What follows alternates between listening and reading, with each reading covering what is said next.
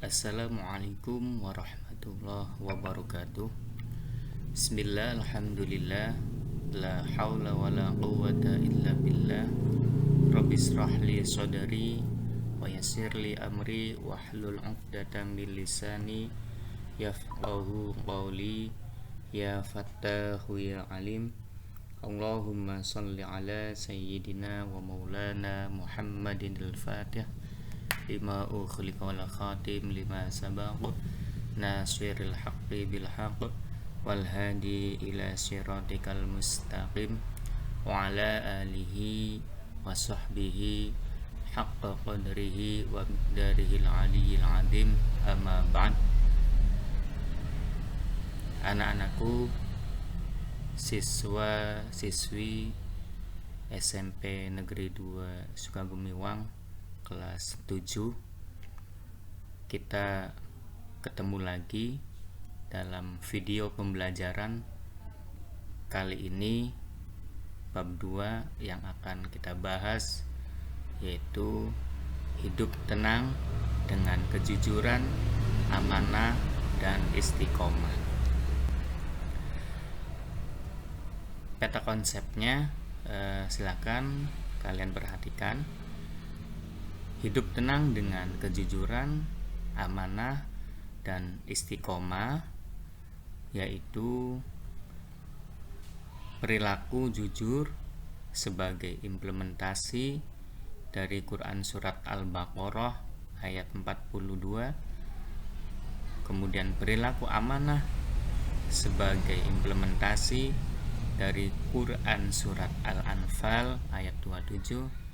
Selanjutnya perilaku istiqomah sebagai implementasi dari Quran Surat Al-Ahqaf ayat 13.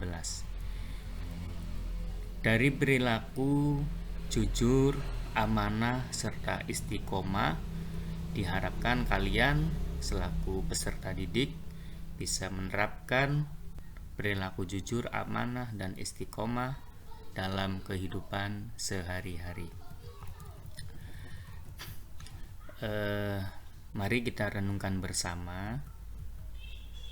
Sering kita melihat di tengah-tengah masyarakat seseorang yang ketika diberi kepercayaan oleh orang lain lalu mengkhianati amanah tersebut.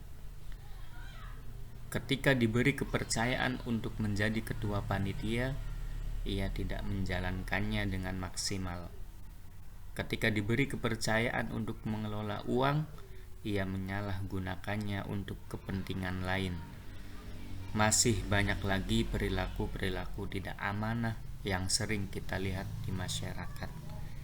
Akibat dari perilaku tersebut, banyak pihak-pihak yang dirugikan. Kita sering pula menyaksikan perilaku orang yang tidak konsisten ataupun tidak istiqomah dalam melakukan kegiatan. Ketika ditugasi oleh guru, orang tersebut tidak menyelesaikannya. Hal lain misalnya melalaikan kewajiban sebagai seorang muslim seperti sholat tepat waktu. Perilaku tidak konsisten ini juga akan merugikan si pelaku. Ada ungkapan, siapa giat pasti dapat. Ungkapan ini mengisyaratkan agar kita selalu istiqomah dalam mengerjakan sesuatu. Yakinlah kalian bahwa orang yang giat pasti dapat. Buktikan kalau kalian hebat. Selanjutnya, cermatilah, amati gambar ini, kemudian berikan tanggapanmu. Berani, jujur, hebat. Silakan kalian perhatikan gambarnya, kalian amati, kemudian kalian beri tanggapan. Oke, kalau sudah, kita selanjutnya yaitu mari berperilaku jujur. Jujur adalah kesesuaian sikap antara perkataan dan perbuatan yang sebenarnya.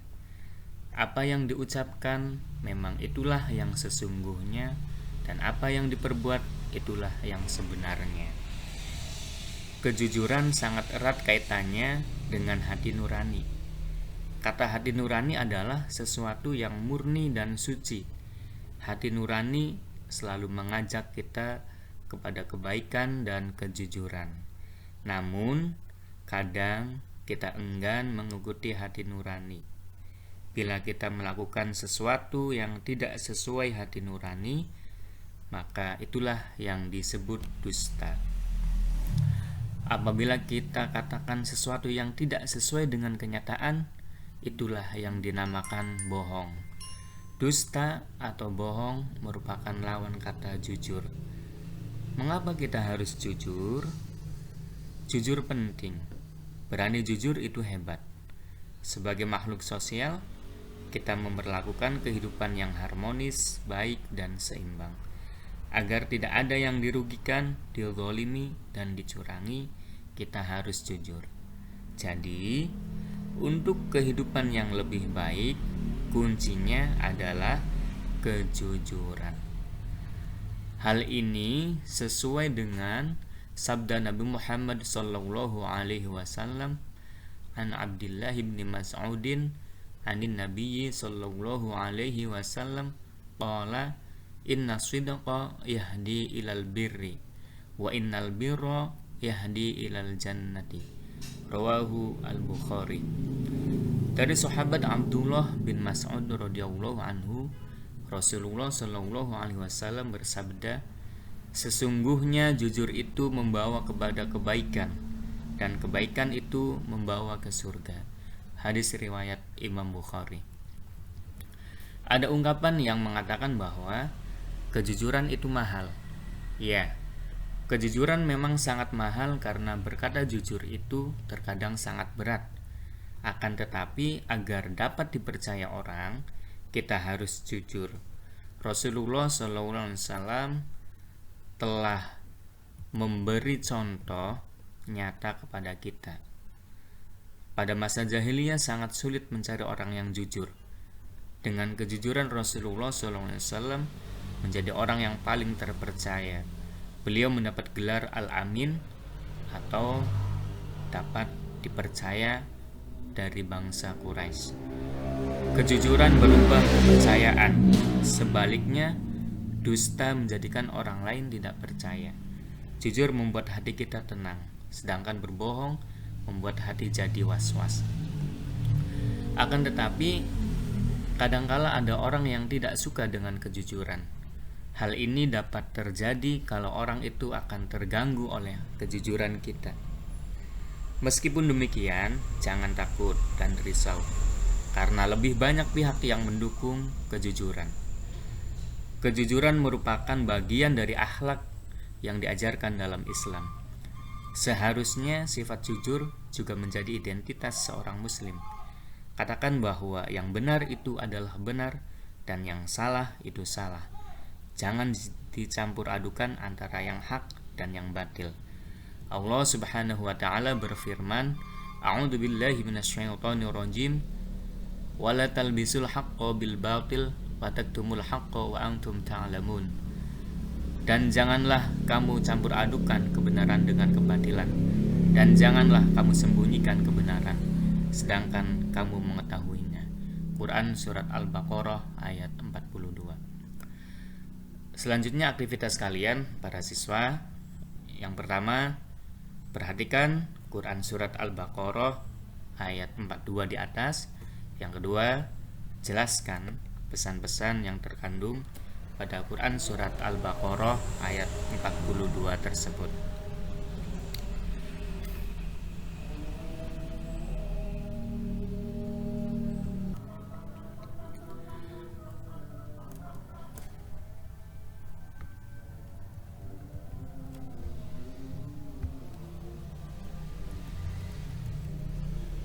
Hikmah atau manfaat dari perilaku jujur adalah 1. Mendapatkan kepercayaan dari orang lain, 2. Mendapatkan banyak teman, dan 3. Mendapatkan ketentraman hidup karena tidak memiliki kesalahan terhadap orang lain.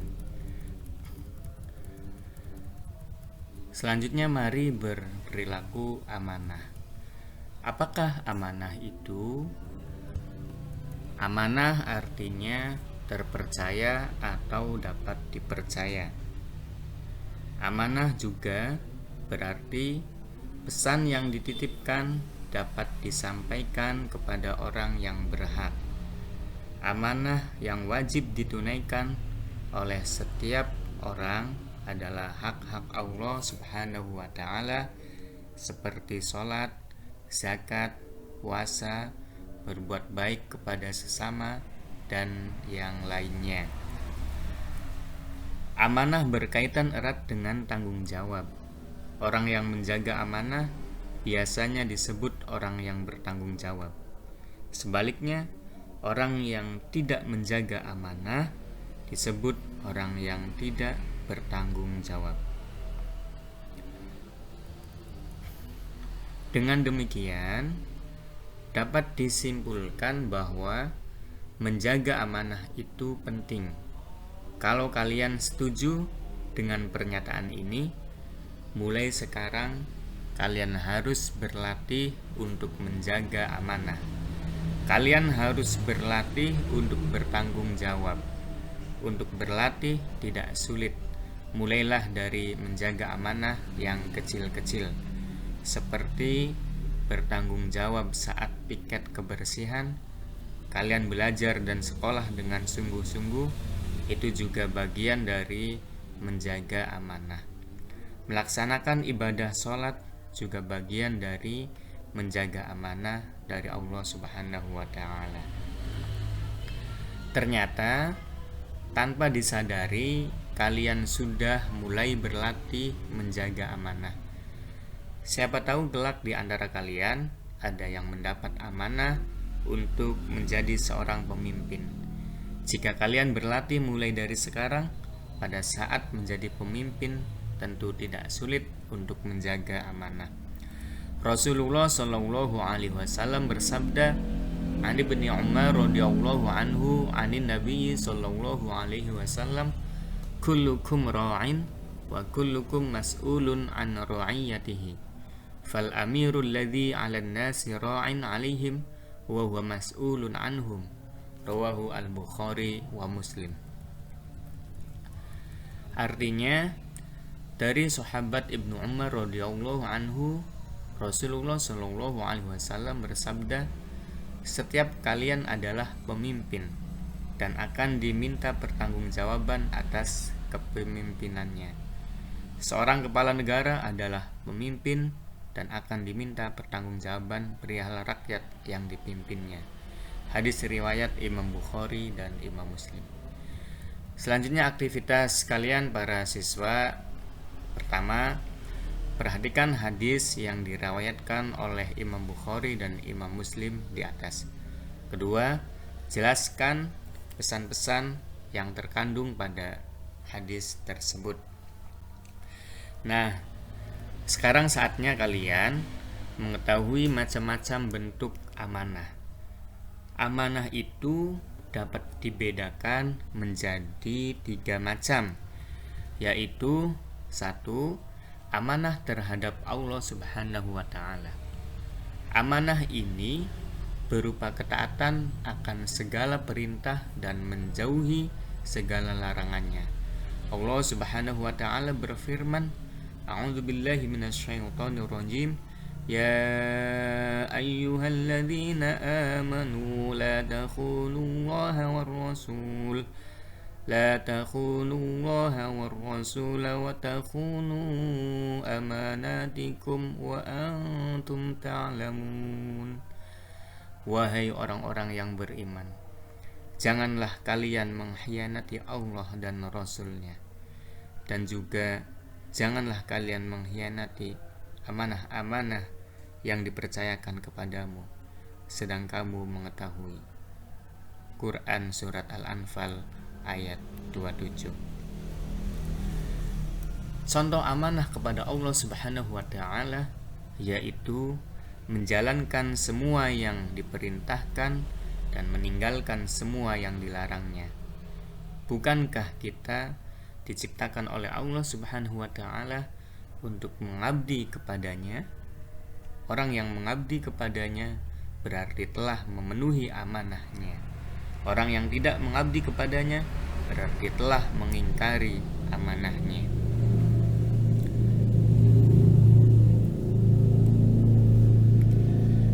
Kedua, amanah terhadap sesama manusia. Amanah ini meliputi hak-hak antar sesama manusia. Misalnya, ketika dititipi pesan atau barang, maka kita harus menyampaikannya kepada yang berhak. Allah Subhanahu wa taala berfirman, A'udzubillahi minasyaitonirrajim. Innallaha ya'murukum an tu'addul amanati ila ahliha. Sesungguhnya Allah Subhanahu wa taala menyuruh kamu untuk menyampaikan amanah kepada yang berhak menerimanya. Quran surat An-Nisa ayat 58. Yang ketiga, amanah terhadap diri sendiri. Amanah ini dijalani dengan memelihara dan menggunakan segenap kemampuannya demi menjaga kelangsungan hidup, kesejahteraan, dan kebahagiaan diri. Allah Subhanahu wa taala berfirman, A'udzubillahi minasyaitonirrajim. Walladzina hum liamanatihim wa ahdihim ra'un. Dan sungguh beruntung orang yang memelihara amanah-amanah dan janjinya. Quran surat Al-Mu'minun ayat 8. Selanjutnya, hikmah perilaku amanah. Orang yang berbuat baik kepada orang lain, sesungguhnya ia telah berbuat baik kepada diri sendiri. Begitu juga sikap amanah memiliki dampak positif bagi diri sendiri. Di antara hikmah amanah adalah sebagai berikut. Pertama, dipercaya orang lain. Ini merupakan modal yang sangat berharga dalam menjalin hubungan atau berinteraksi antara sesama manusia. Kedua, mendapatkan simpati dari semua pihak, baik kawan maupun lawan. Ketiga, hidup akan sukses dan dimudahkan oleh Allah Subhanahu wa taala. Selanjutnya, perilaku amanah dalam kehidupan sehari-hari. Perilaku amanah dalam kehidupan sehari-hari dapat diwujudkan melalui kegiatan-kegiatan sebagai berikut. 1. Menjaga titipan dan mengembalikannya seperti keadaan semula. Apabila kita dititipi sesuatu oleh orang lain, misalnya barang berharga, emas, rumah, atau barang-barang lainnya, maka kita harus menjaganya dengan baik. Pada saat barang titipan tersebut diambil oleh pemiliknya, kita harus mengembalikannya seperti semula. Kedua, menjaga rahasia. Apabila kita dipercaya untuk menjaga rahasia, baik itu rahasia pribadi, rahasia keluarga, rahasia organisasi, atau rahasia negara, maka kita wajib menjaganya supaya tidak bocor kepada orang lain. Ketiga, tidak menyalahgunakan jabatan. Jabatan adalah amanah yang wajib dijaga. Apabila kita diberi jabatan apapun bentuknya, maka kita harus menjaga amanah tersebut. Segala bentuk penyalahgunaan jabatan untuk kepentingan pribadi, keluarga, atau kelompok termasuk perbuatan yang melanggar amanah. Kemudian yang keempat, memelihara semua nikmat yang telah diberikan oleh Allah Subhanahu wa taala berupa umur, kesehatan, harta benda, ilmu, dan sebagainya. Semua nikmat yang diberikan oleh Allah Subhanahu wa taala kepada umat manusia adalah amanah yang harus dijaga dan dimanfaatkan dengan sebaik-baiknya. Selanjutnya, aktivitas kalian para siswa yaitu menyebutkan contoh-contoh perilaku amanah dalam kehidupan sehari-hari selain contoh di atas. Kemudian yang selanjutnya, mari berperilaku istiqomah. Istiqomah berarti sikap kukuh pada pendirian dan konsekuen dalam tindakan. Dalam makna yang luas, istiqomah adalah sikap teguh dalam melakukan suatu kebaikan, membela dan mempertahankan keimanan dan keislaman walaupun menghadapi berbagai macam tantangan dan godaan. Seseorang yang mempunyai sifat istiqomah bagaikan batu karang yang berada di tengah-tengah lautan yang tidak tergeser sedikit pun, meskipun dihantam oleh gelombang yang sangat besar. Istiqomah terwujud karena adanya keyakinan akan kebenaran dan siap menanggung risiko. Sikap ini wajib dimiliki setiap muslim, termasuk kita sebagai pelajar. Istiqomah dapat membantu kita untuk membentuk sikap dan perilaku yang sesuai dengan ajaran Islam. Oleh karena itu, kita sebagai pelajar harus memberi contoh yang baik kepada siapa saja dalam kehidupan kita sehari-hari, baik di lingkungan keluarga, sekolah, maupun masyarakat sekitar. Allah Subhanahu wa taala berfirman, A'udzubillahi minasyaitonirrajim. Bismillahirrahmanirrahim. Innalladzina qalu rabbuna Allahu tsumma istaqamu fala khawfun 'alaihim wala hum yahzanun. Sesungguhnya orang-orang yang berkata Tuhan kami adalah Allah, kemudian mereka tetap istiqomah, tidak ada rasa khawatir pada mereka dan mereka tidak pula bersedih hati. Quran surat Al-Ahqaf ayat 13.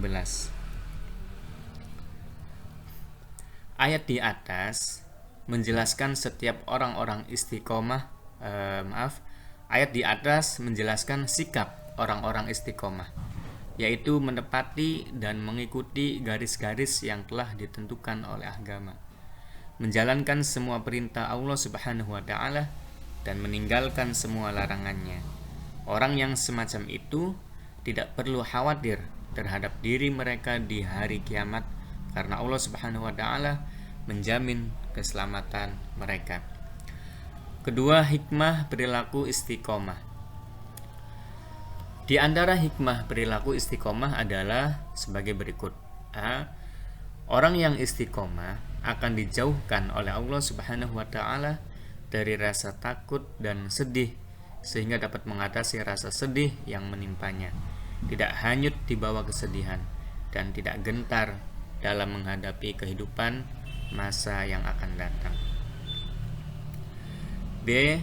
Orang yang istiqomah akan mendapatkan kesuksesan dalam kehidupan di dunia karena ia tekun dan ulet. C. Orang yang istiqomah dan selalu sabar serta mendirikan sholat akan selalu dilindungi oleh Allah Subhanahu wa taala.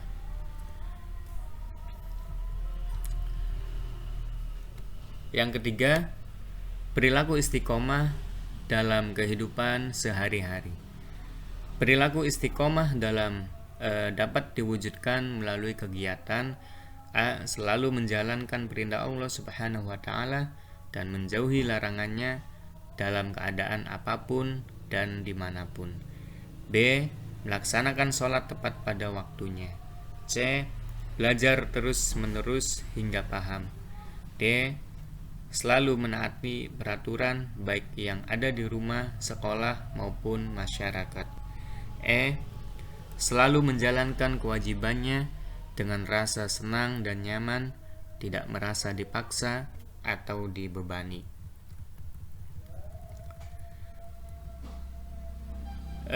Demikian untuk materi kali ini mengenai bab 2. Selanjutnya kalian agar lebih memahami kembali materi-materi yang sudah disampaikan dan dipelajari lagi di rumah kalian masing-masing. Mungkin itu dulu yang dapat Bapak sampaikan. Kurang lebihnya mohon maaf. Wallahul muwaffiq ila aqwamit thoriq. Wassalamualaikum warahmatullahi wabarakatuh.